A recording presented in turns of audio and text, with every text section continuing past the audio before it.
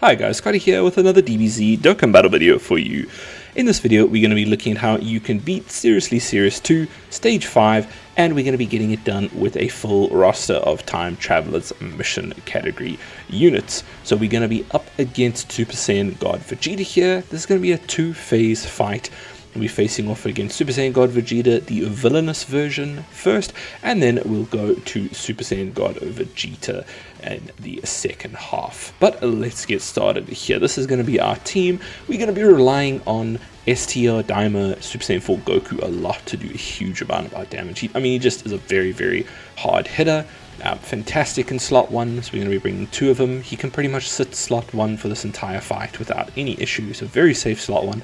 Try to feed him just as many strength orbs as possible. He's very ki hungry, and yeah, those ki orbs easily get him to 24 ki if you can get some. If you can't and he doesn't hit that 24 ki, his damage is going to be paltry in comparison to if you can hit 24 ki. So try prioritize him to get that 24 ki and you will have a good time. He should be EXing hopefully if the RNG gods are smiling upon you, and that should quickly get you a massive amount of damage, kill the boss quite quickly, and yeah, just ramps everyone. So it's good to have him. It's a good day when Super Saiyan 4 Daima Goku is EXing.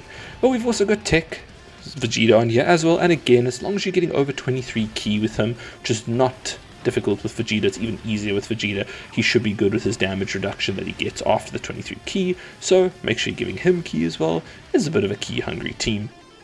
And then another option for slot 1 and very good for slot 2 as well is the Blue Boys, the Super Saiyan Blue Goku and Vegeta LR STR unit there. Put him in slot 1, put him in slot 2, he should be great everywhere. He can die if you miss your dodge. There's an 80% chance to dodge, but that does happen every now and then. Unfortunately, he can die to a crit, but otherwise he should be okay for the most part. And yeah, unfortunately that just is the thing with him. If he doesn't dodge, he's possibly going to die. Now, your other units here, we'll go through them quickly. They can be a little bit hit or miss. So Goku, the Int Daima Super Saiyan Goku, there, he can be really good. His first turn, he should have 90% chance to dodge for his first turn, and as long as he's in first or second slot, he should have a 90% chance to dodge. I did actually fail that 90% earlier, and it completely cost a run with a normal, so he is very much dodge or die in this. He does have a very high chance to dodge in that first or second slot, but still probably worth just trying to float him off if you can. If you can't, and you feel safer keeping him in second slot, that's fine, but trying to float him off will be fine. He's not really going to be dealing much damage, but he has a nice chance to dodge, and that should be fine. Same thing with the Piccolo, very high chance to dodge on his first appearance. When he comes back around though, he does have a lower chance to dodge, and he can not really tank, so just again float him as well and you should be fine. You're just hopefully not going to be taking a super to him, but that only really can happen in the final stage. You're going to see most of the supers will be in slot 0 with a couple of unlucky ones here or there in slot 3. So yeah, as long as you keep him floated, should be fine. And now the physical Super Saiyan Blue Vegeta there as well. He's actually a really great unit for this as well, even though he is type disadvantage. He has that 80% damage reduction on normals to both Vegetas, and then if he takes a super, he does have a 70% chance to dodge, so he can be a great slot 2 if you are maybe trying to make up for 1 or 2 other units, if you're trying to sub in here, but generally floating him as well, he should be good. Won't do a ton of damage, do a good amount of damage, but you'll at least have a unit that can dodge. There's a super, and you have a bit of a Hail Mary if there's a super, and normals, he shouldn't ever have an issue with this boss.